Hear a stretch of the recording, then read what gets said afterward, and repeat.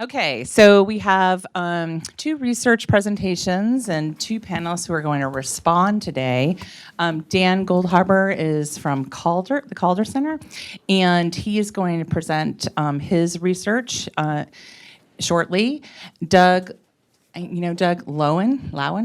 Lowen, sorry. Doug Lowen is from North Carolina, and he is going to be presenting his research as well, focused on both are focusing on strategies to accelerate student learning. And then we have Ajit, who is here from Connecticut, the Connecticut Department of Education. He's been there for I think he said 22 years earlier today. So 22 years, and he's going to respond based on his experience. And then Jonathan Eisler, who is from the California Department of Education, is going to also be a respondent to that. So Jonathan, I do also want to highlight that Doug and Jonathan are both part of our core research teams. So I'm trying to make sure I point that out as we go through the day. All right, so I think we're going to just kick it off. Good morning. Good morning. Thank you, teachers and students. So this partnership is between a team at UNC, Chapel Hill. We're all affiliated with a group called EPIC, Education Policy Initiative at Carolina, and state officials in a newly formed unit called the Office of Learning, Recovery, and Acceleration. And I'm joined here by Jenny Korn, who I think stepped out, but she'll probably be back. So just to emphasize, it's a statewide, our scope is statewide, right? We're using statewide data for this project. And we're looking at school extension programs, which mainly means summer school, okay, in 21, 22, and 23. And then there's a new math extension program, which is going to be implemented this fall that we'll look at, and that'll be before and after school for grades 4 to 8. And we're looking at how we're examining trends. So how has the pandemic affected student outcomes, K to 12, pre and post? How are school extension programs implemented? We're looking at that through surveys and qualitative research. And what are the impacts of school extension programs? I'm not going to show you much information on the impacts, but I'll show you a lot of descriptive results on who attended Summer 21 programs and the like. So this is just a slide stating the need for these programs with data that you don't often see. So there's lots of information on how test scores went down. This is about chronic absences, which is 10% or more of the days in a period. So for a year, it would be 18 absences. And so the first point is that hybrid and remote schooling and the pandemic itself increased chronic absences and lowered proficiency rates, that's the point there, by a lot. Chronic absences went up, and they went up more for Black and brown children and the lowest achieving kids.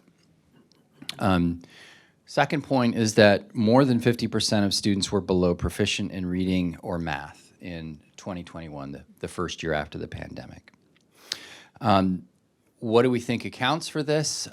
We've all read the articles, but we suspect lack of broadband internet and Chromebooks in certain low-wealth areas, loss of life and trauma for families. Low-income families had fewer resources to ride out the pandemic, were more likely to be essential workers, and had less time to supervise at-home learning. So those are some of the things we suspect relate to this, and we also know that students of color in low-income schools in North Carolina had more remote schooling in that first year. So that creates a need for some sort of extra time in school, and summer school was that policy solution in the state. So in summer 21, the legislature outlined and mandated a summer school program, which was the biggest in the state's history. It involved 150 hours or 6 weeks of time. It mandated academic instruction in both reading and math and science in the tested grades, socio-emotional learning, and enrichment. Every district had to create a program. It was optional for charter schools, though many of them participated. And it was targeted to at-risk students, but others were invited on a space available basis, and indeed some districts invited all students. So recall I said about a half of students were below grade level. Enrollment rates, just raw enrollment rates, were pretty low. They were higher in elementary school, so we can look at that 20% number, and is that 20% full or 20% or 80% empty? Well, it's a lot of elementary kids, but then that number went down as kids got older, right? So only 9% of high school kids went. But then we also have to ask, well, who actually showed up for enough time to make this meaningful? And so we created a metric of just, attended at least 75% of the days. Now, the attendance data is a little spotty. We got it from about 80 districts out of 115 for elementary and middle school, and we only got it for about 15 districts for high school. So that's why there's no bar right there. 50%, around 50% of kids got what we might consider a decent dose, 75% of days in summer school. So if we multiply 50%, or these numbers with this number, we find out that the percent of the population that got summer school, a full dose of summer school, is pretty low, right? 10% of elementary kids, 7% of middle school kids, and maybe 5%, but probably lower, of high school kids. So this is the chronic problem in summer school. We create programs, we try to recruit kids, and not enough kids go, right? So that's the bad news. The good news is that there's some indication that the kids who needed to go were there, right? So kids who were well below grade level were disproportionately represented in the enrolled population. And so this is a sample of districts that had iReady test scores, and that was about 2/3 of districts, and they were more likely to be smaller ones because the state paid for iReady testing for those districts. So about 75 to 80% of students were below grade level in the enrolled population. Students with chronic absences were more likely to be enrolled. And interestingly, rural and smaller districts had higher enrollment rates than urban districts, which we think might be related to other opportunities that students have in urban districts, right? This might have been the only game in town in some rural areas to get the kids some fun, some academic learning, and the like, and just get them back in the company of caring adults. And middle school students who attended summer school were particularly far below grade level, right? So, 3 or more grades below. So that's good news, right? So it wasn't the case that the highest achieving kids were going to summer school. It was the opposite. The other bit of good news is that lower achieving students had the highest summer school gains. Now this isn't a comparison, we don't have a comparison group here. This is kind of like within kid design, basically. So about half of students who were 3 or more grade levels below grew at least 1 grade level during the summer, according to their iReady scores. And this is measured by a pre-post assessment of iReady scores for the sample of districts that use the assessments. And math gains were a little bit higher than reading, but the differences were not large. So the purple, right, so most of the time the green bar is a little higher than the purple bar. So at-risk kids were very likely to attend, and many kids got some test score benefit out of this. And something we also looked at was course failures in the year after, okay? So now we're just focusing on high school students, and the sample here is students who had failed at least one course, okay? So students who enrolled in summer school were much less likely to repeat a course that they had failed the following year. And that's particularly remarkable because among students who failed at least one course, students who enrolled in summer school in 21 failed on average 3 courses in the prior year. And those who did not enroll failed only 1.5, right? So they had more courses to take if they didn't learn something over the summer. So this could have been a story about credit recovery, and we're looking into that now.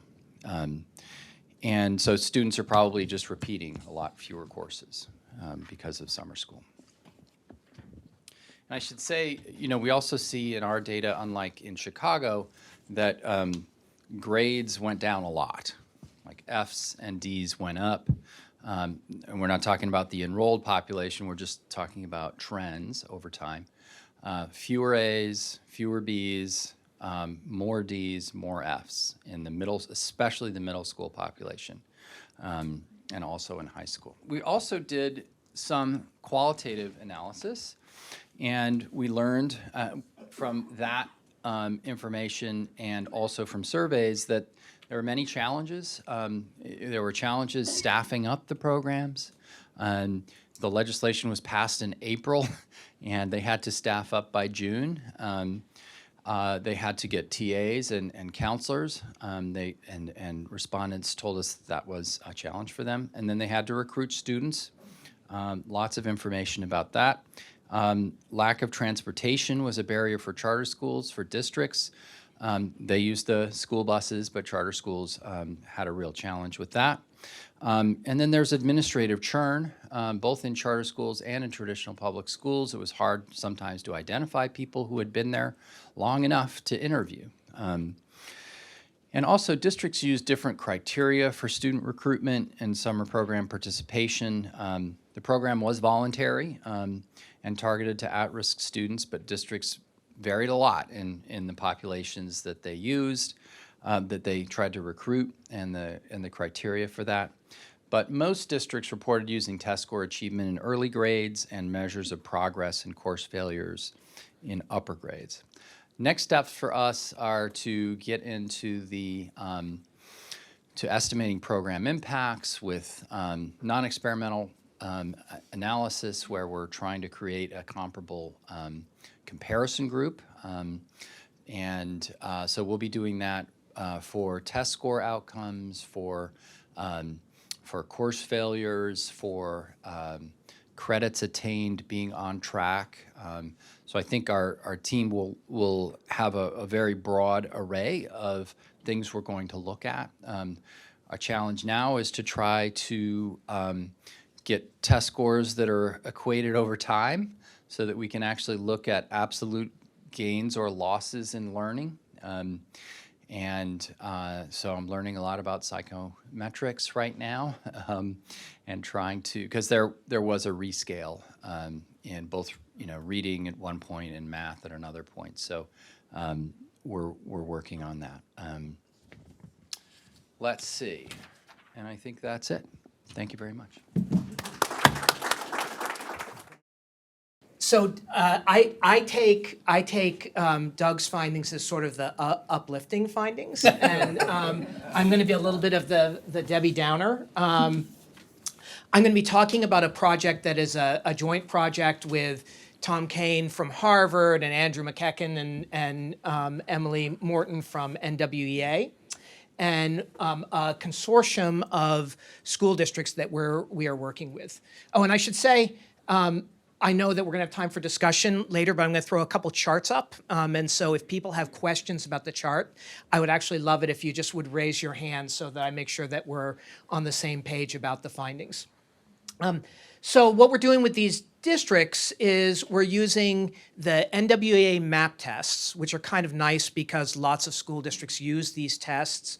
So you can look at achievement kind of across the country, and because they're interim assessments, so it's nice. You can sort of see kid takes test in the fall, kids get some kind of intervention, there's a spring test, and then there's a winter test, and there's a spring test. And so you can look at whether the interventions seem to correspond with test changes, not in real time, but it hopefully gives us the ability to give feedback to the districts quickly.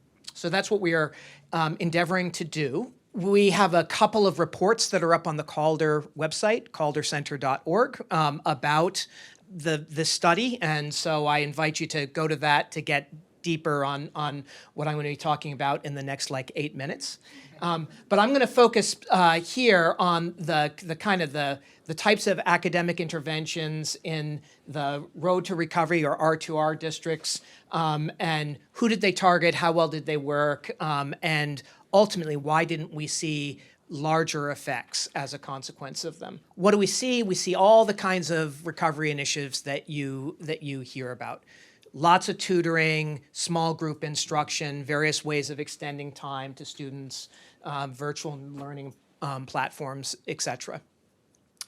I should say, by way of a little bit of context for what I'm about to show you, and I think this probably is not going to be news to anyone, that student achievement is down by about a quarter of a standard deviation from 2019 to 2021 in math, and a little bit less in reading. And that's important context for what we see in terms of results. Students were targeted in all the districts that we are working with, and these are mid to large districts. This is like Dallas and Guilford and Portland, and so good-sized school districts. They tend to be targeted based on test score thresholds, and so for the statistically wonky out there, in theory, it offers the opportunity to use regression discontinuity to evaluate the impact of the intervention. In reality, the targeting didn't look like it played out exactly as intended. But test scores, course performance, recommendations, et cetera, and then some options that were just sort of open to any student. All right, so what did we see? Here's what we saw, and I want to explain a couple things about this chart. The red circles are, we're looking across, I think, 4 or 5 districts here for different kinds of interventions. And again, all these details are in the paper. So some tutoring, software, a variety of different interventions, small group instruction. The red circles are the point estimates of the impact we think of the intervention. And I should have said that this was during 21-22, the 21-22 school year. We've got the confidence intervals. And so what 2 things hopefully immediately jump out. One is that for a lot of these interventions, the confidence intervals span 0. So we cannot say with much statistical certitude that the effect of the intervention is different than the counterfactual, all right? And the counterfactual in these districts, because we're comparing kids, in the same grades and within districts, so they may be getting something that is helping them out, but we can't see that the interventions that are the targeted interventions are making a huge difference. And then the other thing that we did is we know something about the dosage. So how many hours of intervention are kids getting? And so we could say, well, what would be the estimated impact of that many hours of intervention if the impact was the same as the research estimated impact that's pre-pandemic of high dosage tutoring? And that is what these diamonds are, all right? So the other thing to note is that the estimated impact in pretty much all cases is less than what you would expect from the same number of hours if we were to have seen the same kind of pre-pandemic effect as high dosage tutoring. So I want to make sure I'm going to like this. It's nice to be in the same room with people, as you can't do this on Zoom, but I'm just sort of looking around, trying to get body language to make sure people are following. All right? Okay. So I've already kind of said this, but most of these estimates are between negative 0.02 and positive 0.02 standard deviations. Again, for some perspective, the learning loss in math, and these are the math estimates, was about 0.26 is what we saw nationwide from the MAP tests. And I should have said that when we also kind of look at across not just these interventions, but look nationwide and in the districts at the overall gains that we are seeing for students, what it looks like is that students more or less returned to their pre-pandemic levels of student achievement during a school year. All right, so the sort of the trajectory last year was the same as the kind of trajectory of achievement during a normal school year. So that's good, but it's not bringing the kids back to where they were pre-pandemic, because you obviously need the upward trajectory to get them recovered from the learning loss. So, our take is this is a little disappointing. And in fact, the way that we had designed the project was that we are going to see some real home runs. We are going to then be able to inform the sort of the network and the broader community about the home runs and kind of what was associated with the home runs. And we didn't quite see that. There are some of these effects that were statistically significant but small. So in 3 of the 10 cases, when we saw some combination of interventions, that things looked like they were positive. All right, and I will say that in further analysis, because we were only able to do this with a group of 5 of the 12 districts initially, we have seen some more positive effects, including positive effects on some of the summer interventions. So I feel kind of more optimistic, thank you, I feel more optimistic about it than I did back in, Tim, were we in the room together in January? Yeah. So I feel a little bit more optimistic about it. But let me talk about some of the hurdles that school systems have, because I think it's not crazy that we see these kinds of results. So first off, the scale and the intensity of the programs was nowhere near what was planned when we interviewed districts in the fall of last school year. This is just from a tutoring for a particular district, but this is really reflective of all the kinds of programs that we were looking at. So, you have the total students. They estimate that a quarter of them were going to get some kind of tutoring. It's only a fifth, that actually received tutoring. Same sort of pattern in ELA. And then when you look at the actual dosage, the dosage across the board for all of these interventions in every district was far, far lower than what had been planned. So why is this? Lots of reasons that I'm sure I don't need to tell you all, but I'll just sort of quickly tick off a few of them. Procurement issues turned out to be a problem.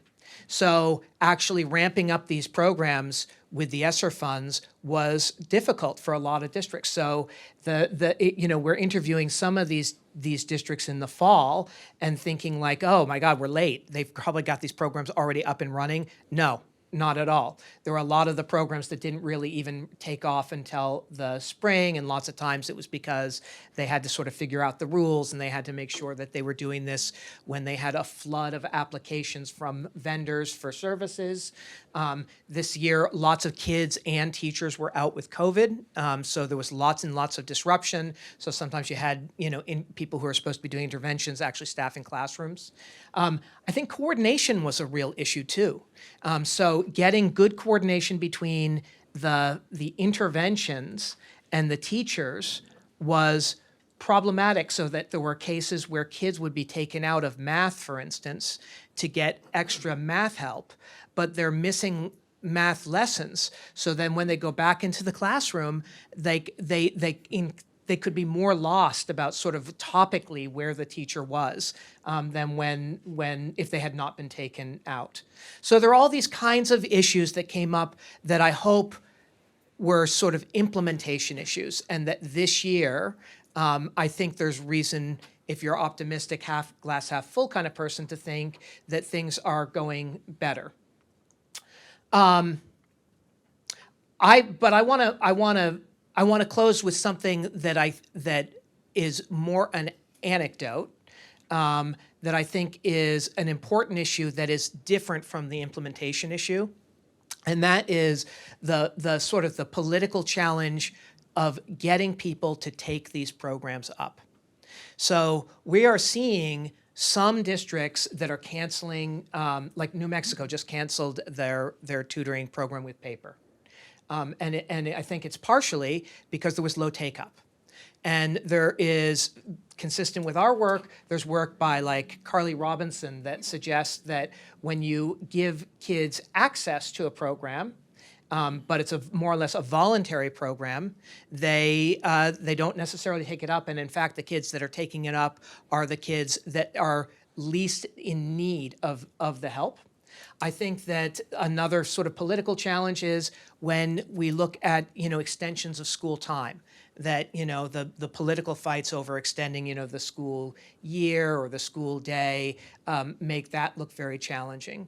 And so the deeper issue to my mind is that we have not done enough, I'd argue, to elicit demand for this kind of help. I think that even though in this room we all know that, hey, kids are way down on NAEP, they're way down on MAP, they're way down on state assessments, none of that stuff resonates with individual parents.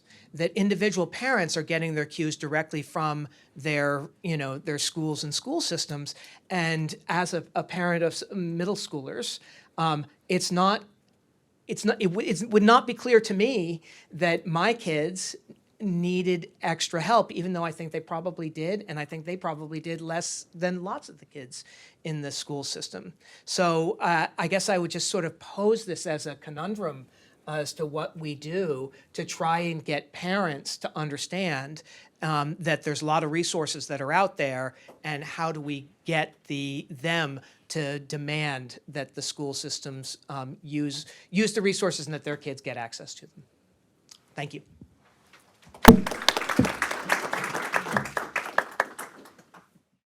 So I want to start with, and we can go back and forth at who gets to start first, if you like, with Jonathan and Ajit, and just, when you're hearing these findings, what is resonating and what feels like a little off in terms of your experience in each of your states? And turn on your mics. I know I told you to turn them off before. Can everyone hear me okay? Everyone hear me okay? Okay. Yep. So I think, first of all, thank you both, Doug and Dan, for the great presentations. Learned a lot about them. I had the benefit yesterday of being in the core research team meeting where I got to be at Doug's table, so I got to learn a lot more, so I have that added benefit.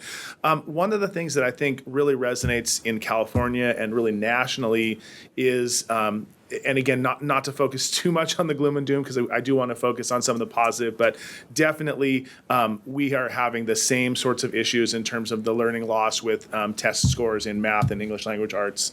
It's just, you can't step away from that. It's just something that's in everyone's face and is the reality. Also, chronic absenteeism. We saw dramatic increases in chronic absenteeism. I know pretty much every state saw those increases. So clearly these things are happening, and we can't look away from them and have to kind of acknowledge them. And there's clearly an equity problem, right? We're seeing some of the bigger losses in communities of color, in lower socioeconomic, students with disabilities, English learners, migrant, homeless, et cetera. So that's something that I think it resonates with us because it's our reality as well. In California, we have multiple kind of strategies as well. And I think something for us, our research team, to really think about is, if they're offered, that doesn't mean there's uptake, right? So I think that's something that both of your presentations, and even thinking about the presentations yesterday, is if you build it, we don't know if they're going to come, right? They may or may not come. So what can we do as leaders, as schools, as districts, et cetera, to really incentivize parents and children to come? And all of us have some ideas, and I have some ideas that we can talk about later, but we can't just assume if we offer it, there's going to be uptake. The other thing I would just mention that really resonates to me, we're doing some of this analysis in California, and I noticed it in the presentation from Chicago yesterday as well, is looking at grade spans. I think there's definitely something qualitatively going on at the elementary, middle, and high school that are different. Probably this is the same across every state. So I really appreciate that many of the research teams are looking at it kind of in these grade span ways to be able to see, what is it qualitatively that's different about, having a child that is 16, 17, 18 years old versus 7, 8, 9, not only in terms of the academics, but also kind of their emotional well-being, maturity, and all of those things as they've navigated through the pandemic. So I've got all sorts of other thoughts, but I definitely want Ajit to weigh in too. Great, thank you.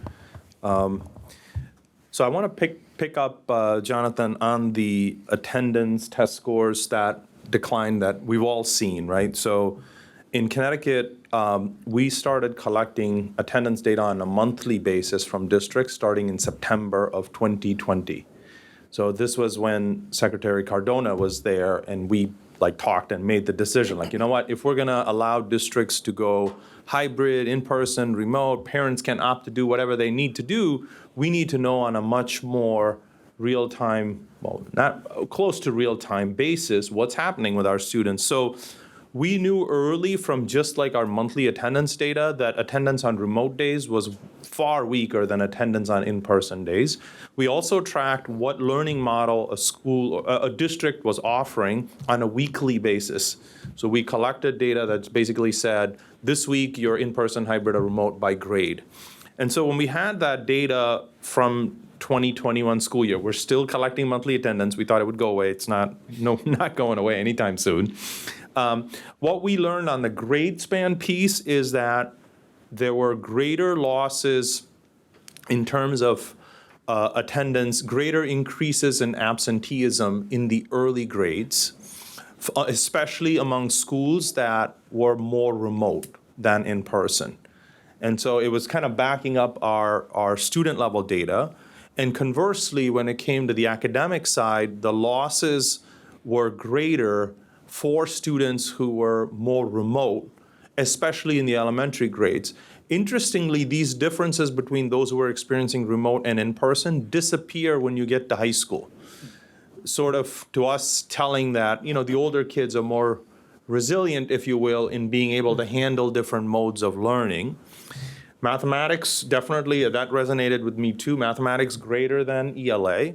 But even there, when we look at our 21-22 data on state assessments, we sort of see the recovery, the pace of growth was faster. So unlike what you're seeing with the NWEA data, where the pace seemed to be about the same as what it was pre-pandemic, on the state assessment from 2021 to 21-22, we did see faster growth. Still nowhere near what you need to recover, especially in the middle grades. So it was kind of a weird conundrum where in the middle grades, the losses may not have been as great, but the pace of learning has never been great. So the recovery there is going to be longer, especially in mathematics. So it's kind of that sort of weird phenomenon, if you will. And we also, the other thing that sort of struck me is that, I don't know if you're looking at it, but looking at other measures, non-test score-based measures of loss, if you will. So we've seen huge declines in post-secondary enrollment. We're starting to see declines in college graduation rates because the kids who should have graduated during the pandemic didn't. So we're starting to see, for classes of 2015, in 6 years when they should have graduated, and by 2021, we saw declines in college completion rates. And I suspect we're going to see that for a few more cohorts as they sort of work their way through this, as we sort of see the pandemic impact. We also saw declines in on track to high school graduation for the first time, huge declines. We usually used to be around 88% on track with graduation rates pretty closely tracking 90%. We were down to 82% for the past year. So that was kind of interesting that we hadn't. So I was sort of curious if you're looking at some of those other measures. And the last point I'll make before I turn it back to you is, you talk of summer enrichment, Doug, so that was kind of interesting. I'm not sure how that was advertised in the state. We did summer enrichment as well. We don't have student level data like you have there. We're getting it more so for the more recent summer enrichment, but we advertised our summer enrichment as enrichment, fun enrichment, not summer school. So we were very intentional about how we sort of marketed it. So I'd be curious to see how you message and, does that impact uptake and so on. Thank you. And I have one more question for you two, and then I want to open it up to the whole panel. So I just want to make sure you're aware. So I guess the next question I have is there anything that was presented that surprised you or provoked your thinking when you think about your own experience? You sort of started to talk about that but that might be different or something you want to explore a little bit more in your own state. Do you want to go first, Jonathan? Go for it. Go for it.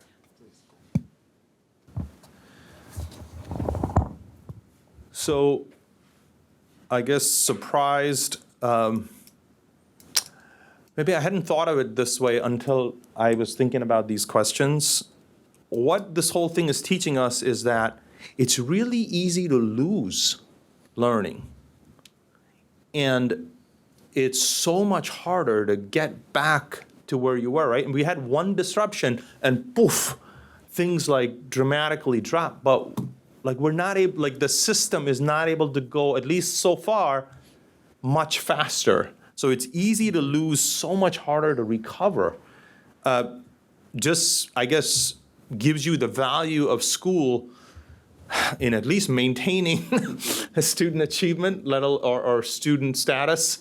Maybe their school was never good at accelerating learning, but gosh, when you don't have it, you can lose a lot of ground. So that was kind of like surprising to me. And the other thing that I was sort of intrigued, Dan, in your presentation is that, you ended with it by saying, the extent of loss was like 0.26 standard deviations, and the returns we're seeing are like 0.02. So clearly the pace of even some of our highly effective interventions, I don't know if they're enough to close. So that's kind of like, I don't know if that's I think that needs further exploration. What are the things that are giving us the biggest bang for our buck? And I know we have other discussion points later, so I'll hold off on other thoughts. But last thing I'll mention also is I'm surprised also that there aren't more studies with state assessment results. Partly the challenge with assessments like NWEA, iReady, things like that they are over and above what states are doing, and I have questions about alignment of those assessments to state standards and what's driving the use of those assessments in districts, especially if it's tied to educator evaluation, timing of those tests, and so I don't know. I just wish we had better measures.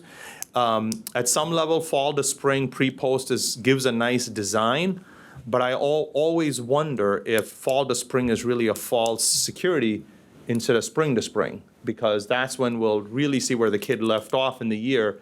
And really, are we just recovering summer loss in the year versus truly measuring whether trajectory is going higher? So. For me, one of the things that was surprising kind of from both presentations, and again, this goes back to the point I made earlier about just the low percentage of uptake. And to kind of to build on your earlier comment, it would be interesting to see what different programs, different states are doing in terms of, for lack of a better word, marketing.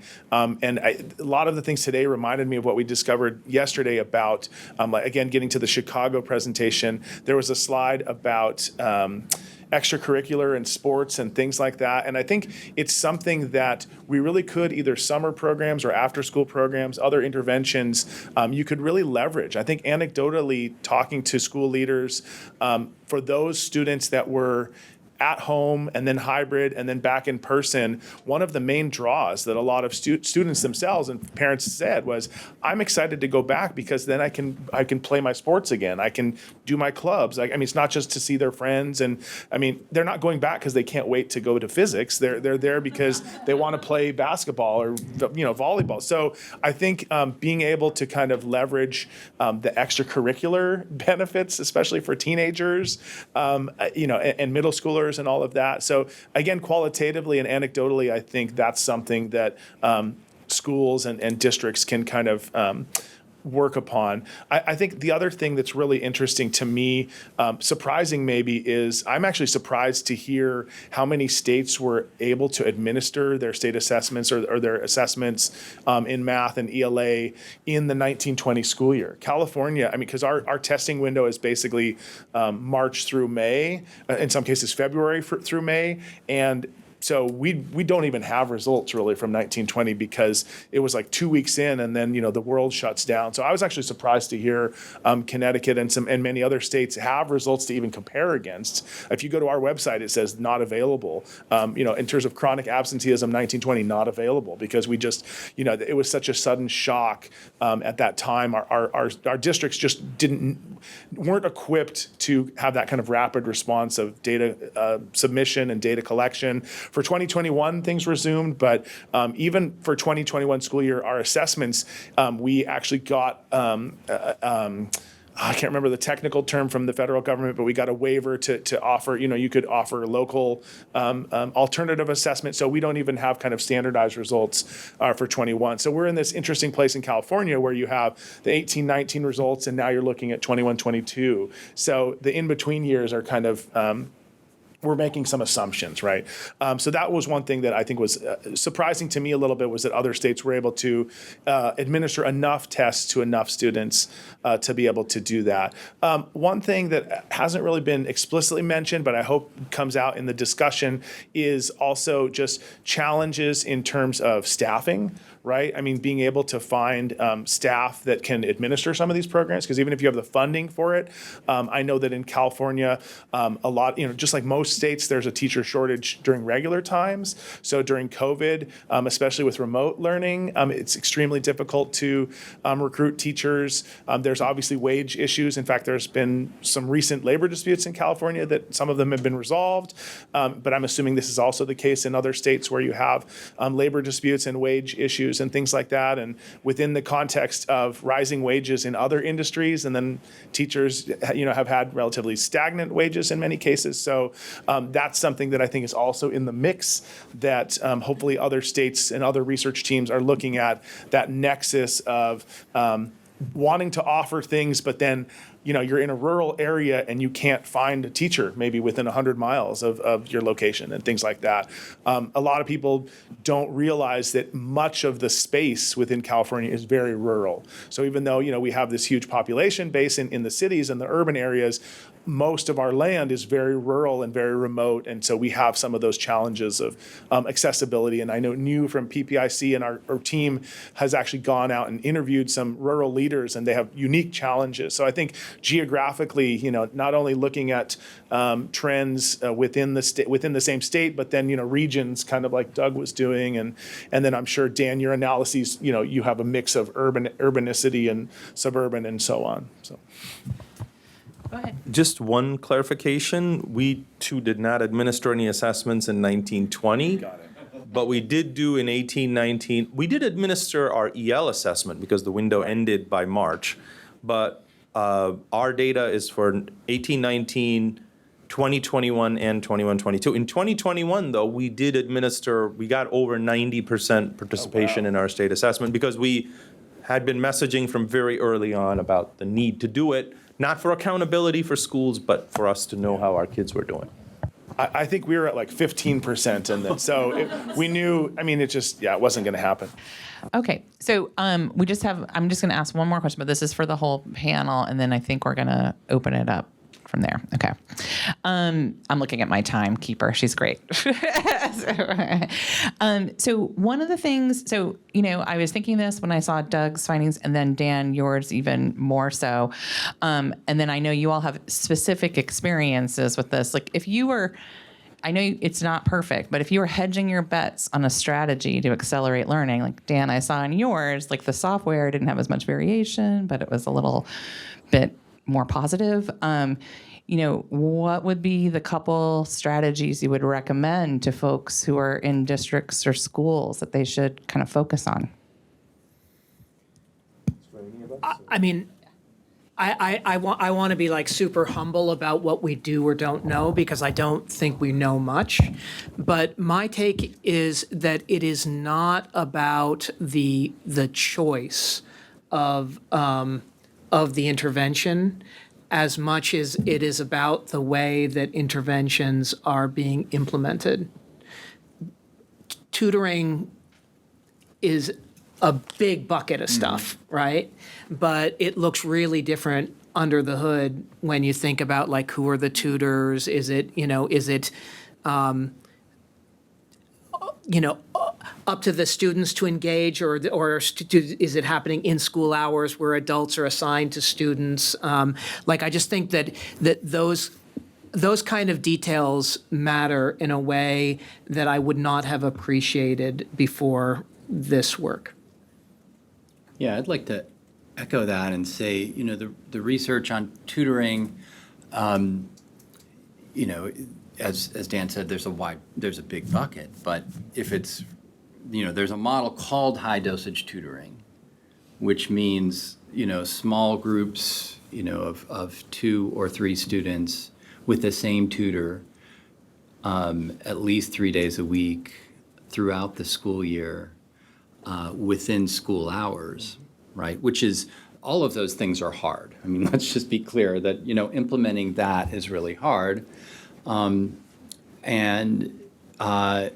I'm working on another project, Union County, which interviewed lots of vendors that, like Saga, that do this stuff, and they said, no, that none of that's going to work for us. It's not going to be aligned enough with our curriculum, so they made their own curriculum.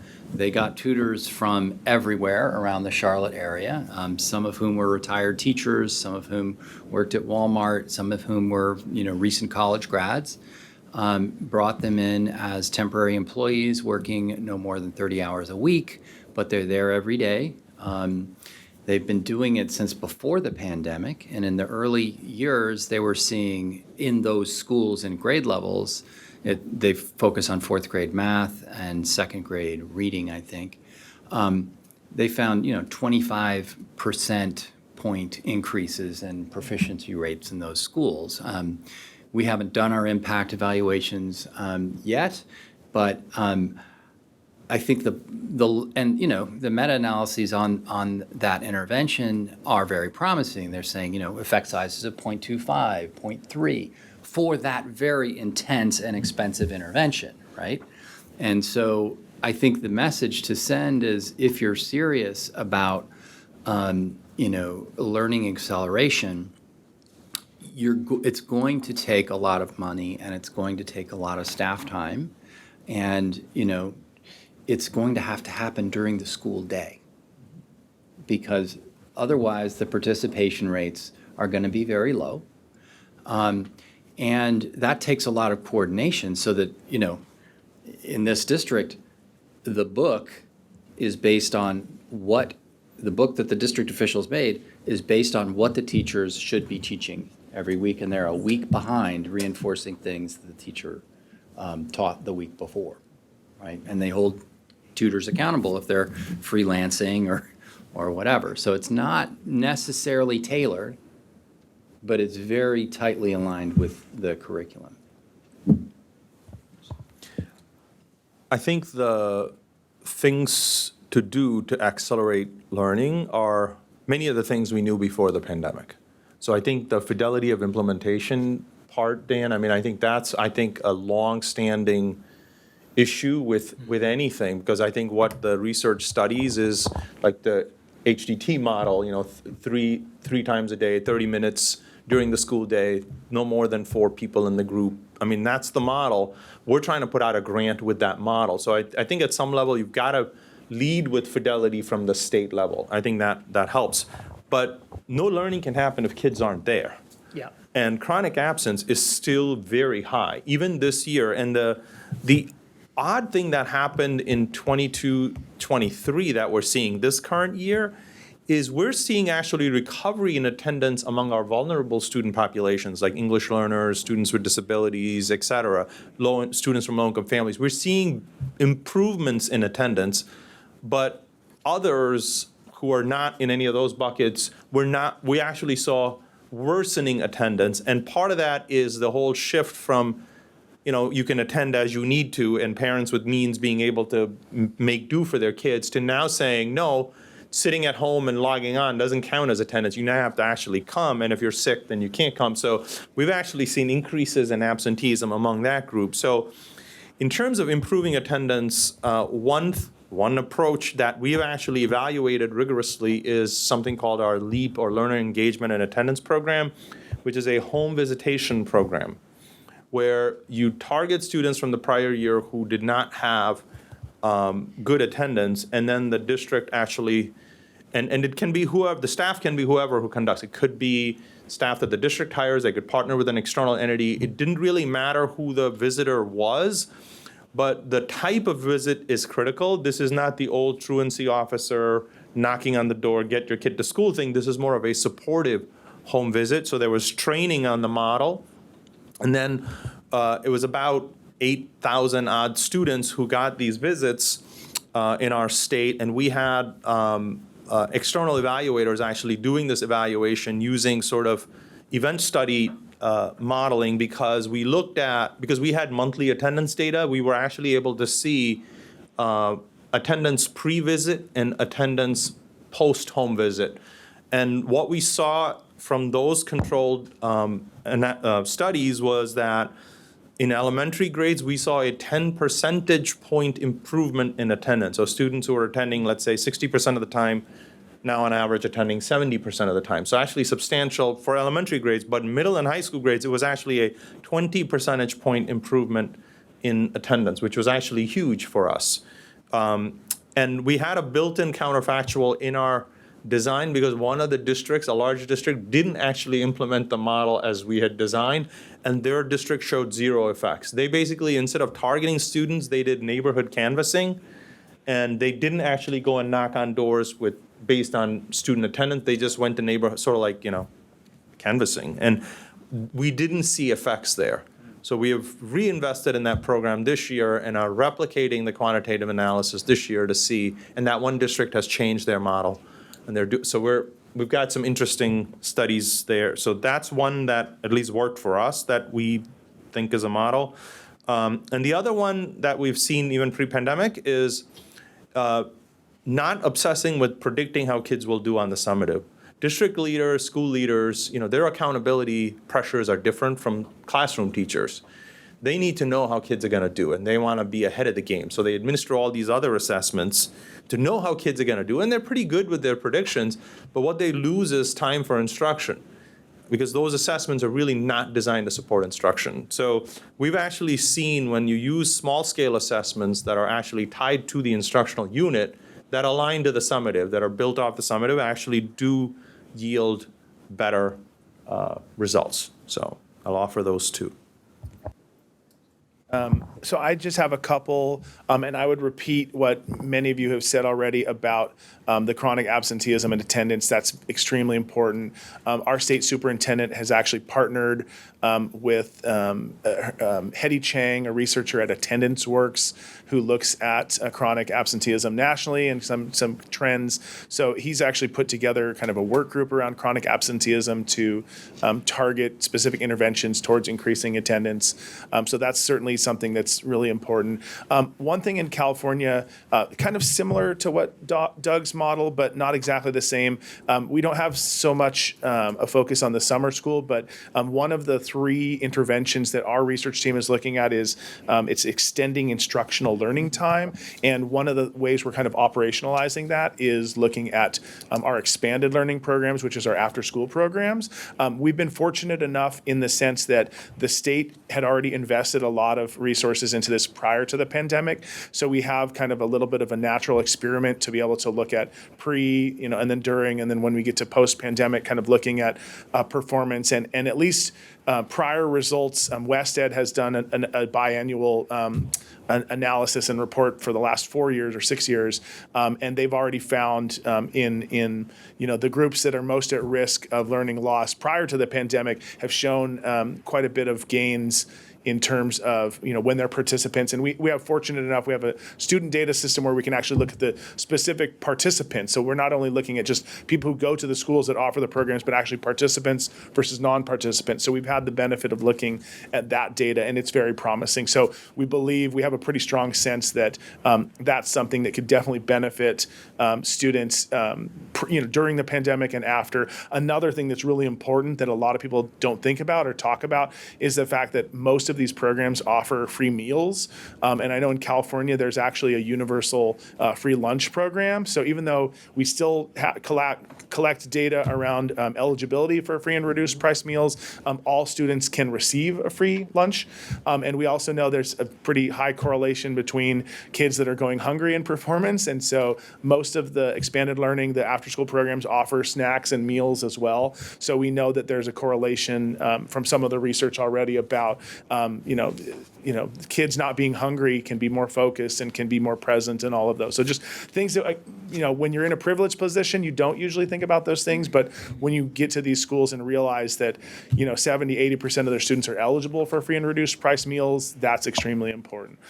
So I think those are some kind of bright spots to look at in terms of eligibility and putting resources that are very meaningful. I think I would just go back to what I said earlier also is just if you have these programs in place that is a draw for both the students and the families, the marketing kind of takes care of itself. So those are a couple things that I would just add on.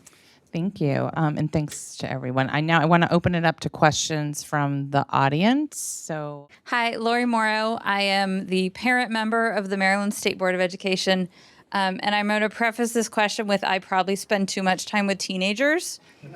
I will say that. So when we're looking at data over the last few years and the changing landscape that we've had, I think you touched a little bit on it, talking about kind of the formative assessments, the summative assessments, and the chronic absenteeism.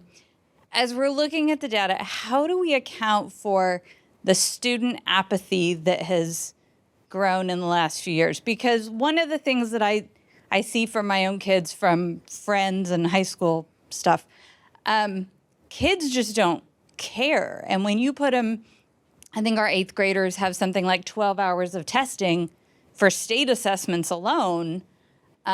Even though Maryland has capped the amount of testing, what I keep hearing from kids is it doesn't matter, nobody cares. And how do we account for that? How do we look at our data going forward? Is there some way to kind of see where that falls or how that has had an impact? I don't know if that. tough question. Measuring. Yeah, I don't think there's anything in the data that actually speaks to that apathy. I have 2 graduating seniors from high school who had a tough time in 9th grade into 10th grade. I mean, it was not pretty, and their grades suffered during that time. I don't think there's any data that says that, but I think what I have seen in the LEAP program that I mentioned, when the home visitors visit the homes and they it's a supportive conversation. What are your barriers? There are misconceptions about what is school among families. Like, what is the role? They could do it in their pajamas at home. Why can't they do it this year? Do they really have to come to school? I mean, it's like renegotiating the pact of what is schooling, I think is kind of the battle that we're in now. And so I feel like that's why I feel like the attendance absenteeism work is key. If we're going to reestablish that compact with the family. I think the other thing is school has to look different for kids, because it can't, the goal after this pandemic for many of our leaders, and I'm glad to say that, is not to return back to the way things were before the pandemic, because it wasn't great before the pandemic either. And getting back to that baseline just isn't enough. I mean, this new investment is great. We've got 10 to 15% probably bump in our expenditures, which is huge, right? I mean, which system gets a 10, 15% infusion of cash? But that's going to go away. We're going to be back to prior levels of funding. So if we don't change the way we do business and have a different school, then I don't know if we're going to change some of that things. I am hopeful. I do think that administrators, teachers, they see the need for this because they're hearing it from their teachers. I think as state leaders, we've got to give them avenues for how they can innovate. And personally, I'll speak from Connecticut. We have plenty of statutory flexibilities that are not being availed of by local situations. So I think there are plenty of opportunities to do it. Will they? To be seen. I just really quickly speak to that. In California, we actually have a school climate survey. Well, it's technically called the California Healthy Kids Survey, and it does have some measures and metrics of student engagement and school climate, things like that. So we haven't looked at that data yet. I know our research team has actually acquired several years of that data, so it's probably something that we could look at. But yeah, it's kind of hard to look specifically at what apathy is. I will kind of just piggyback on what you said. We're seeing cases where you have students that were learning remotely and their parents were working remotely, and now they're back in person as students and their parents might still be working remotely. Yeah, and I mean, it's a real thing, right? I mean, it's like, it's not fair. You guys get to, so I think, I mean, that's kind of hard to measure that too, but so that's something to kind of think about. Is like the workplace has been revolutionized for some adults now that can work remotely or still able to work remotely, but going back to normal for school, yeah, what does that mean? So we have to really challenge our assumptions about what things need to be in the future. It's a great question. I mean, just one example to your point of when I say statutory flexibilities, for example, in our high school graduation, we have mastery-based learning. We've had that for a decade. Credits do not have to be awarded based on seat time. Our statute doesn't prescribe 4 English, 3 math, 2 science, whatever. It says 8 credits in humanities, 8 credits in STEM. Plenty of flexibility. How many districts do you think have actually changed their graduation pathways to allow for all these flexibilities? Very few, if any. They still have their math department, their ELA department, their all those departments. I mean, so unless those things change and we truly allow for this flexibility, then, I think we may not reach the, who's this generation, Gen Z? Yeah. Sure. Just one question, and then I don't know. Hi, everyone. Jane Fleming, Director of Literacy for Chicago Public Schools. Thanks for sharing your work. This is mostly a question for Dan and Doug, but it really draws on a lot of the things that you're sharing, Ajit, I think, around implementation as designed and the what are we doing. So you both presented a lot on the how we're investing in trying to address unfinished learning, so high dosage tutoring, small groups, out of school time stuff, summer school. What about the what? Do you have any, I come from a district that's made a big bet on high quality curriculum and evidence-based interventions, and I'm just wondering if in your studies you're also gathering information about what people are using in addition to how they're doing it. So the short answer in our case is no. And it's because we would not have comparison groups. So the way that when we were talking to the districts about what we could evaluate, there had to be counterfactuals. So, if there was something like a retention bonus for teachers that didn't differentially affect schools and therefore students, then we said we couldn't evaluate it because we didn't have those comparison groups. I have to say, having said that I'm a little skeptical about curriculum as a major curriculum in and of itself, outside of something that is more comprehensive, as a major vehicle for reform, because I think that we would see more evidence of variation in achievement connected to the curriculum that was being used if that was a major driver. But I also want to say that I don't think we have a lot of evidence in that realm. So I want to make sure that I understand the question. So we are looking at what was implemented. Is that what you mean? I'm thinking about what you shared about the Saga model, for example, Mm-hmm. and the curricular tools that are well aligned to the instruction that's happening in the classroom. Oh, I may have answered it wrong, given that clarification. Not just that high use is happening, but Yeah. How? what. In what way? Yeah. Yeah. Well, for the work that I presented today, we're looking at an intervention called summer school, which changes over time, right? So in 21, it was big. Lots of kids went. It was 150 hours. All districts had to do it, et cetera. In summer 22, and to Ajit's point, the first year it was like the marketing was everybody has to do it. Kids are really behind. It's got to be academic, enrichment, and socio-emotional. Go because it's good for you. In summer 22, it was a lot of districts called it summer camp. So it was really about enrichment and come, it's fun, it's going to be a nice break. Maybe you had mostly remote or you had a bunch of hybrid. Now you can come and play with your friends, and it was much shorter. And it was focused on bridge, right? It was called a summer bridge program so it was for kids who are going between grade levels, right? If you're an elementary student going into middle school, hey, come and meet your middle school teachers, get used to the middle school vibe, right? And same thing with high school students. This summer it's going to be something different. So, and there was also a career accelerator program for older kids, with career awareness activities. So the what changed over time. It was different, different foci, different, numbers of kids, and things like that.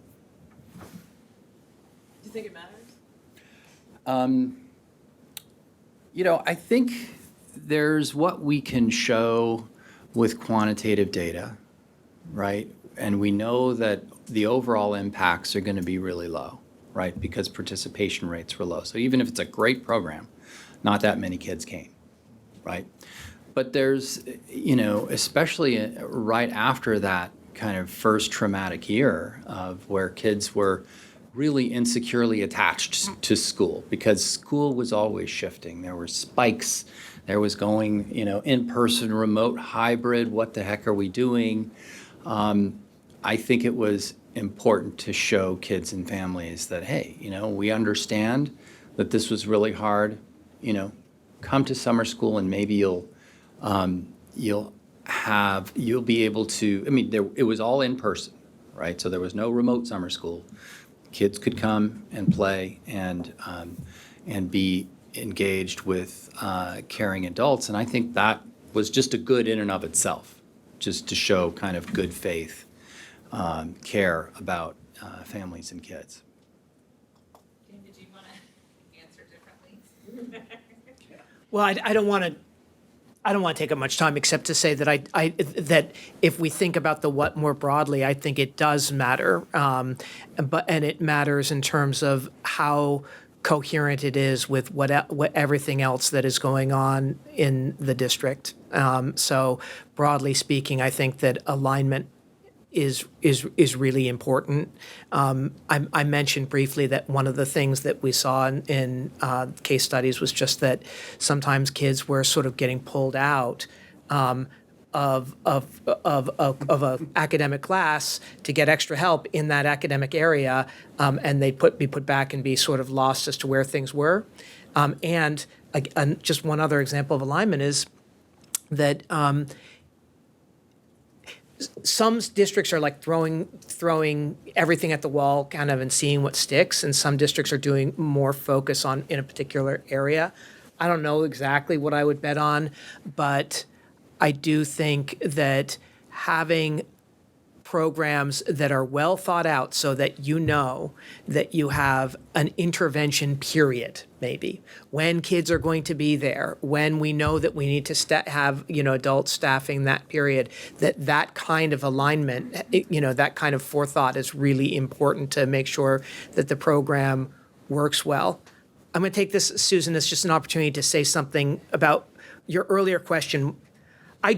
I guess I would go a little further about your question that was, I can't remember what the question was exactly, but like what's working or not working. I think there's mounting evidence that this sort of like voluntary, just do it, kids. There's on-demand tutoring that doesn't look like it's working all that well. I also think that it's not sort of the sexy outcomes-based research, but like some of the implementation issues are really important.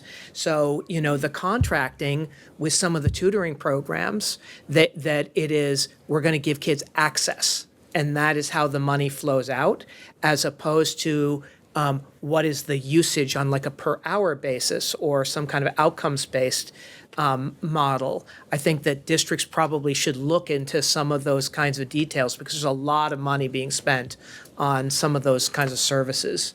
Talking about a lot of enabling conditions, like setting up the space and time for people to connect. Can I just make one point about the implementation of pull-out programs? The district I'm working with has all kids do tutoring. So it's whole grade, all fourth graders go to tutoring at some point, right? So the teacher, it's not like some kids are getting pulled out and they're behind or they miss something. It's built into the schedule. Yeah. And so that's an implementation detail that I think is really important. So, a couple more questions. We're going to extend this time a little bit. Hi, everybody. My name is Julia Strelo. I work at the Illinois State Board of Education in social emotional learning. And I was just really struck by your home visiting example and the connection between like attendance and accelerating learning. And I was particularly struck by it because I can't not think about like adult health in all the stories that you're telling about what's going on with students and thinking about not just what's going on with parents and families, but also like the adults in the building and why they're leaving or why they're staying or what the leaders are thinking about the health of the adults related to this. And I think that example of like someone showing up at your house and having a very supportive conversation with you is so powerful. So I think maybe this is more of just a comment than a question, but I wondered if you could say a little bit more about who those people were that did the visiting and what they were trained on. I'm thinking about this, probably people are familiar with this strategy of motivational interviewing and like talking to people in a way that kind of sets a condition for change or sort of like assesses where they are like with the stages of change that's common in like maybe therapy settings or case management settings. But I was just wondering a little bit more about that because I think we start like in some of the programs I oversee at our state agency, but also and I know in the field, like accessing parents and families is so challenging. And that idea of just like showing up at their house is really unique. And if done in the right way, if set up in the right way, if approached in the right way, if not felt punitive. So I guess was also kind of curious if you've thought about any of that element in looking at the connection between what's going on with the adults or the parents and accelerated learning. But am curious about a little bit more about how those people were trained and who they were. Thanks. I'm not the expert on that front, so what I'm actually going to suggest is that I will send Susan the information about the training itself, and I'll also send her a contact who you can connect with in Connecticut, who is very much familiar with this, like actually what happens. We had actually some of those home visitors come and speak to our state board about the kinds of personal relationships that form between the home visitor and the family are incredible. Yeah. Especially and multilingual connections, sometimes from the same country, being able to say, look, I came, blah, blah, blah, and this is, what we do back there is this way, you got to think about it this, just those connections and support during COVID. I mean, it was a intense time. So I think there's a lot to all that. So I will just make the connection for you, and then you'll be able to ask a lot more. The people who conducted the visits sometimes were the building people like teachers, whatever, or dedicated staff from the district, or external entities too. The key point was that it was a personal connection representing the school. The parent didn't have to reach out to the school and figure out where to go, get lost. The school actually made that outreach, and that was a big, big difference. So I will send the information to Susan, and she can connect. So that's actually, so thank you everyone, and I actually have like comments and questions all on this one thing. Kind of similar. I had a question around the tutoring that was studied, and I mentioned, I hear tutoring all across the panelists and the presenters, but has there been any concerted effort to understand the different kinds of tutoring efforts that were done in the districts? Because my interest, my wonder is, one, about dosage, right? So are you including students who just touched tutoring one time? Are those included along with the ones that stayed for 6 months or 3 months or 2 months? And then the other part of it is, for those who didn't last, right? For those who may have dropped out, what are those reasons why? And may it be related to some kind of disconnect in terms of having personal relationships or shared identities between tutors and students. And I just wonder if any of the programs that did, or districts or states that implemented tutoring, considered making sure that the tutors had some kind of connection to the lived experience of the students that they were serving. So that's kind of a wonder. And then I'm going to highlight Guilford County, who did do that. They actually used tutors from UNCG and North Carolina A&T and from their own high schools to tutor their own students to make sure that they had some kind of connection between the students that they were serving. So I just want to give a shout out to Guilford County. But I just want to back it up, I'm sorry, I'm Akeisha Osei-Sarfo, Director of Research for the Council of Great City Schools. But I think it's more of a question and a statement. I would love for this research to continue to dig deeper into understanding the different models of tutoring and to highlight best practices where students and tutors that had stronger, or there was some intention to make sure that there was some connection between students and tutors. Akeisha, nice to see you. So I'm glad that you mentioned Guilford, because I didn't mention Guilford, but Guilford is one of the sites in the Road to Recovery project, and it's actually the site where we're doing implementation work with the district.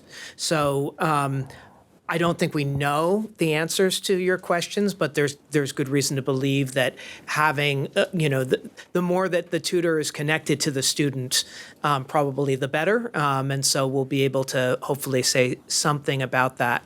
I will say that some of the stuff that I didn't present is not just yes, no, you participated in tutoring, or yes, no, you participated in, whatever the intervention is, but how many hours did you get, and what is the estimate of the impact of an additional hour of participation in the intervention? That is, what's that? No, it's in there. It's just I just didn't have a chance to talk about it. That's a little bit problematic from a research perspective, because you might worry that the kids that participate more are also different in systematic ways. So I think that's an important thing to say. But if you look at the report, that's in the report.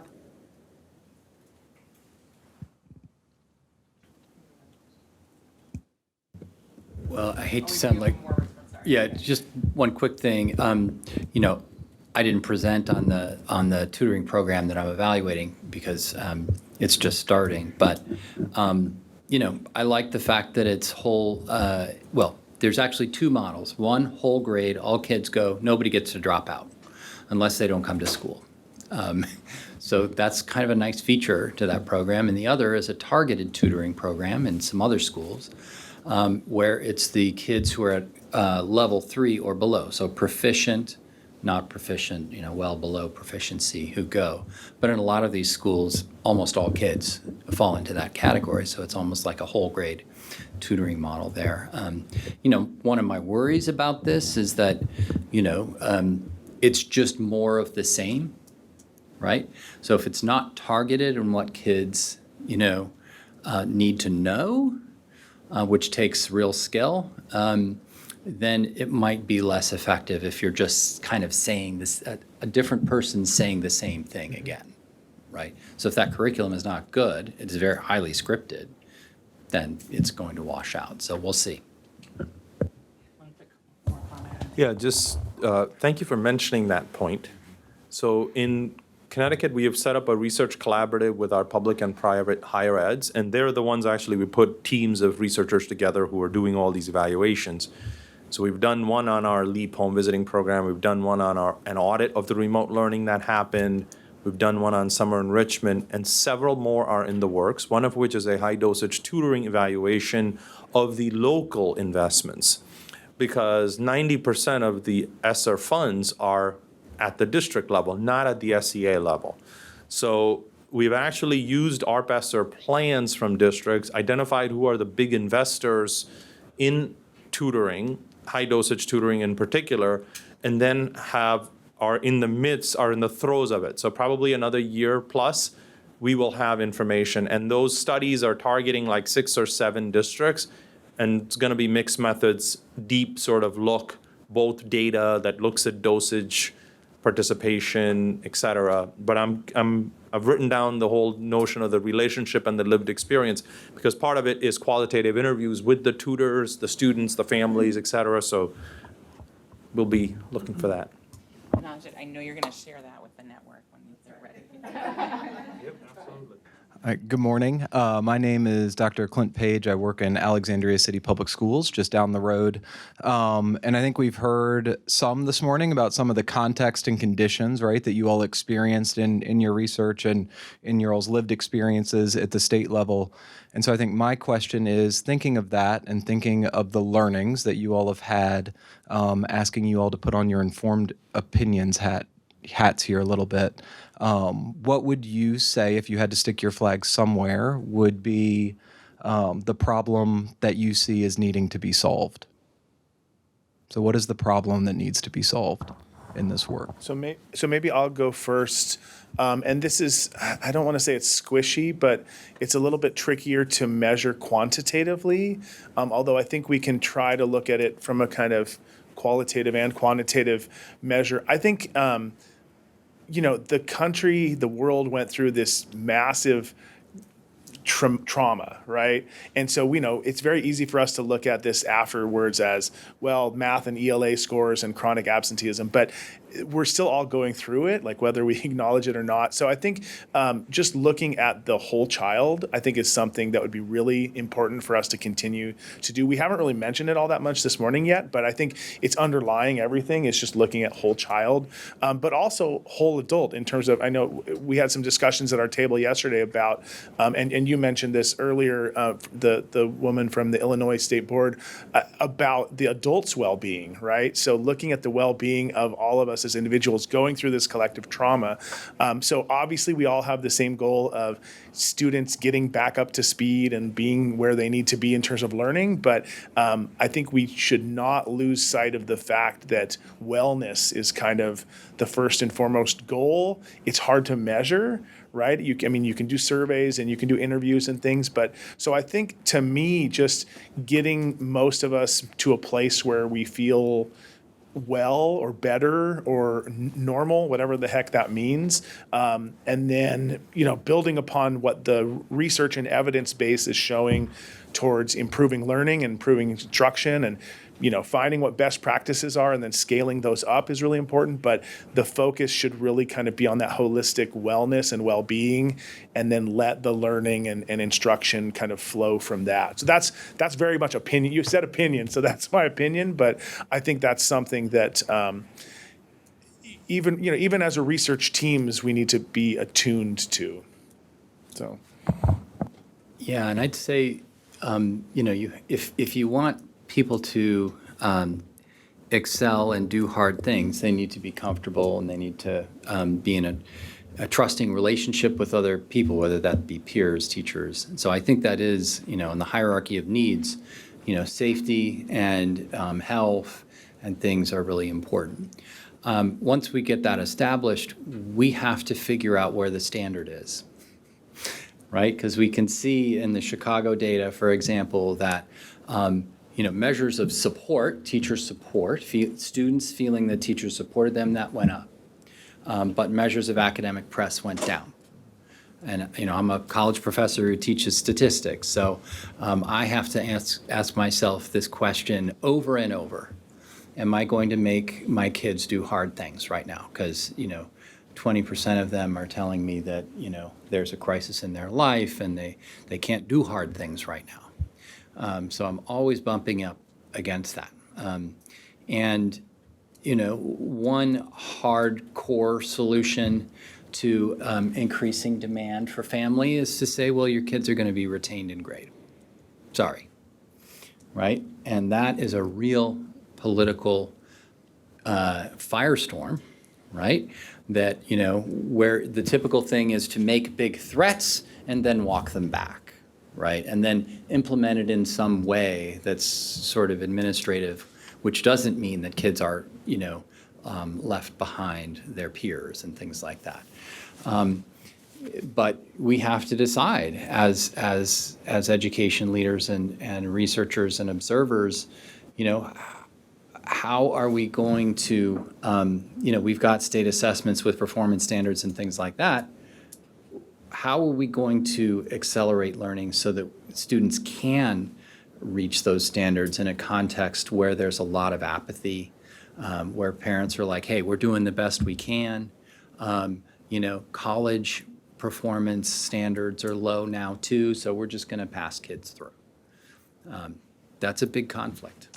So we have extended the time. We have 2 more questions. We're going to be efficient about that. So and then we're going to conclude. But I encourage all. I know there are others. So these folks are going to be around. So definitely connect with them if you can. And good morning. I'm Dr. Brittany Hazard, a supervisor of equity and support services in Milford School District, Milford, Delaware. We've talked a lot about apathy, family connection, student engagement. My question is, I think Akeisha spoke to it a little when she mentioned about that diving deeper. And my dive is more so around the cultural component that shows up in everything that you all have spoke to. And I appreciate the feedback and the data, but what we often find with implementation, if that we are not mindful of those whom we are serving, then we still will gain general at some level insight, beneficial for sure when you're looking at district level data and things. But when you're talking about making direct impacts, we know that our districts are made up of different cultures, on and we can go on and on. I just wanted to get some insight from you all around where we're going in that direction and the impact that it really has on how we move this work forward. I'm the wrong person to answer that question because I don't actually do anything besides look at numbers. But I do want to say that I don't want anything that I have said to suggest apathy, because that's not how I would characterize, I think, what we're seeing. I think that the issue is that it's engagement is a better word from my perspective, because I'm not sure. I think it's natural to want to snap back. Be done with the pandemic. Unemployment's at 3% Things are working reasonably well, and the struggles that kids may have today. It's easy to think, especially when they're earlier in their schooling career, that they've got all the time in the world to catch up. But what we know is that often doesn't happen. So I just want to reinforce what you've said, and this is outside of a pandemic too context. I think that we need to be. It would be good if we could be better as a school system of engaging with parents about the long term and the whys of needing to intervene when that is appropriate. And I'll jump in. Not surprisingly, California is an extremely diverse state. There's a double-edged sword when it comes to local control. We are a local control state. We have over 1,000 districts, very, very diverse, extremely diverse range of students from different countries and immigrant stories. So I think what is nice about being a local control state is that while we do have state and federal funding that gets pushed out to the districts and counties, they have a lot of leverage and leeway and ability to be flexible with how they allocate those resources. And a lot of our interventions are explicitly kind of culturally tailored to the communities, and there is actually something within our accountability system. There's these things called there's a local control accountability plan, and they actually are required to have parental and community engagement as part of when they develop these plans within California. And there's something like many of the materials that we produce at the state level get translated into like 100 and something languages around the state, and not surprisingly, English learners are a very large percentage. So there are things baked into California's model of accountability and also kind of outreach to communities that there are requirements to actually engage the community where they're at, and in reality, the districts can't even do some of the things that they're required to do unless they do that first. So I think, and again, there's flaws, right? There's always flaws with every system, but I think there's definitely some benefits to that model of building in diversity and outreach and meeting people where they're at and engaging them as something that's baked into the system as opposed to an afterthought. The way I'm thinking about the time that we're in is, imagine you're sitting at a desk with all these dashboards of metrics, right? I mean, like the police dashboard. You're looking at all these things, right? And we've been doing that for decades, right? We've got all these measures that we've been looking at. Then the pandemic came in, and everything started going haywire. And we're still at some level waiting to get that stuff back to the way it was, because when chronic absence was down to 9% and 10%, we say, oh my God, it's 10% of kids are missing. Now it's like 24%, so it's like, it's totally blown out of the water. So I think we're doing all these things to try to write those things on the dashboard. At the same time, I think we are asking the question, this kind of goes back to your question and also to your question, like, what are we trying to do here? Like, what is the problem we're trying to solve?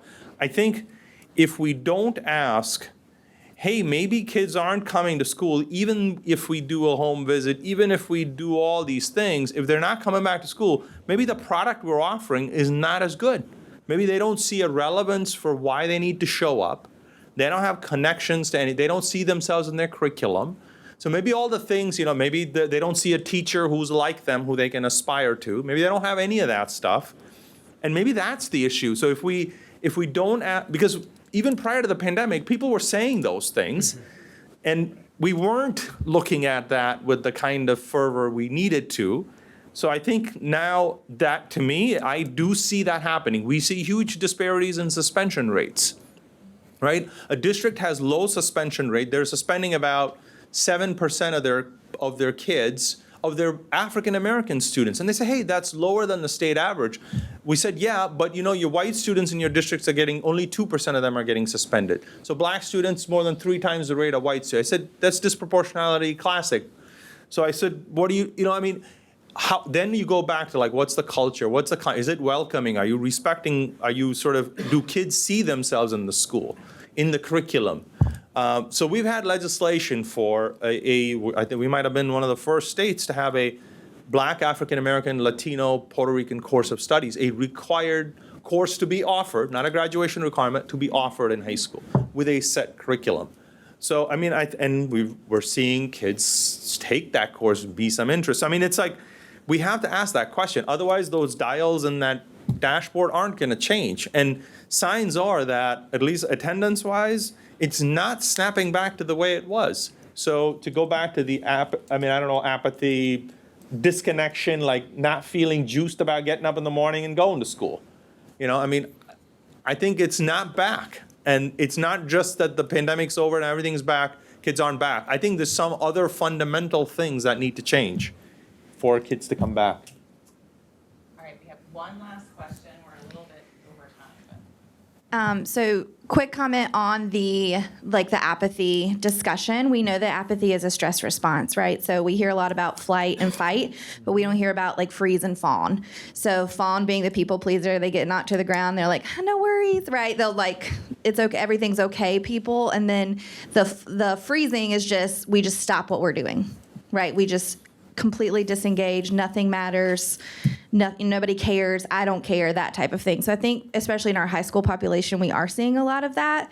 And we were kind of spot on. Re-engagement and figuring out motivators of the whole child is exactly like, I think, where we need to be going in that direction, but it's not going to necessarily be traditional means that we get re-engagement. So I think that is important to point out. And then also, Dr. Lowen, you were saying that it's going to be expensive. I think you're spot on with that too, in that there's the argument of, is there a teacher shortage, or is there a shortage of people willing to work for wages that are below a livable salary, right? And so I think we're kind of there as well. But I was interested in your Union County study of someone who's in the building something into a master schedule is crucial, I think, that all kids get it.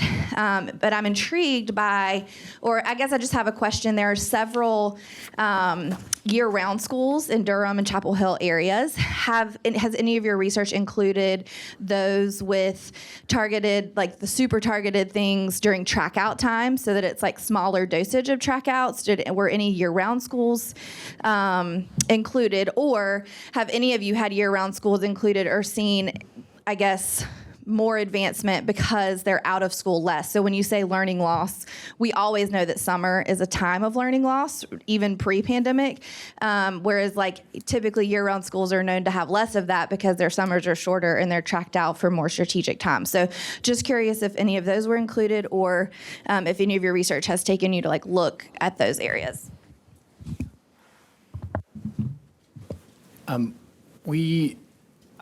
I don't know of any particular extended learning time approaches that are tailored towards year-round schools. That's a really great question.